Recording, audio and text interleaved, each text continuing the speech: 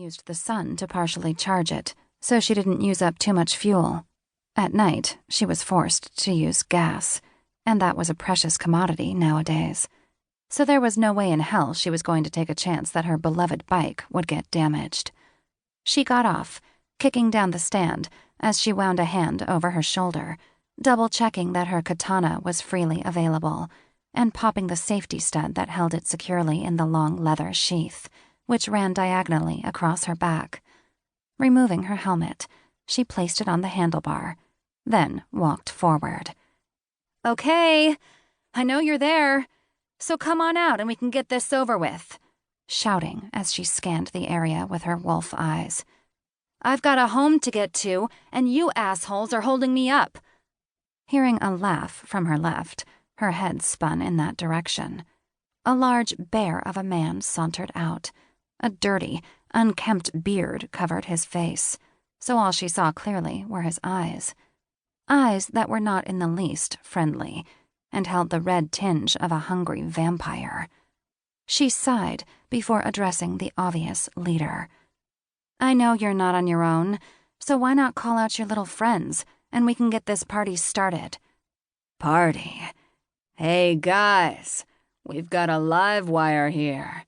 The man guffawed, bending over for a moment as laughter erupted.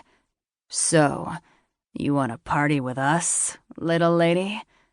She shook her head sadly as two other men appeared, staring at her with lust and hunger on their faces. "You misunderstood my definition of party, big guy. Let me explain. This can go one of two ways. You and your men," her arm arced around to take in the other two standing in the shadows, "can leave me in peace and let me pass.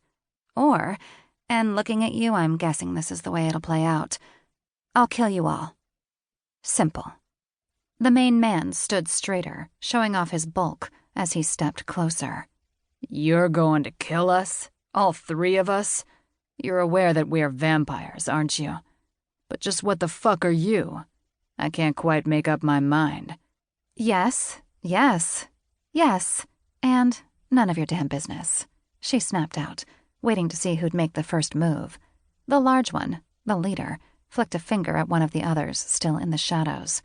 Her eyes flitted towards him, her arm moved with lightning speed, retrieving her katana, brandishing the long blade in front of her as the smaller vampire sped towards her. She tracked his movements, knowing a nanosecond in advance his intentions. She stood calmly, waiting until he was within reach, then weaved her sword in an impossibly fast arc towards him. The razor-sharp blade relieved the vamp of his head, quickly, cleanly, and with ease. His body collapsed to the ground with a soft thud, his dark blood seeping into the hard-packed earth beneath him. She didn't give his body a second glance as she took up a defensive stance, her knees bending, and her sword now before her, held in both hands as she smirked at the leader. "What the fuck?" he cursed, motioning again at the other vampire to attack. This one was faster, but she was ready, her blade slashing through the air to slice across his thigh as she spun around to miss his grasping fingers. The sword passed all the way through, causing him to fall onto his other knee. Her blade glinted in the moonlight as she quickly slashed down fiercely, decapitating him in an instant. Pulling her blade free before she eyed the larger man, seeing his fury seething inside. "What are you?" he ground out between clenched teeth. "Again, none of your business." She grinned at him, her eyes flashing with anger. "You've missed the most important question. Not what I am, but who I am." He didn't respond, other than to roar as he flashed towards her. She stepped forward, away from the two dead bodies, and waited. As he drew nearer, she dashed to the side impossibly fast, twirling her blade above her head as she went. A hiss of anger from the vampire as she sliced downwards and into the back of his knee. She gave him credit. He didn't slow down, only cursing loudly as he whirled around to come after her again.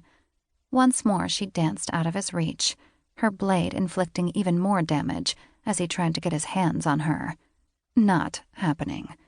"I'll fucking rip you apart and drink you dry,"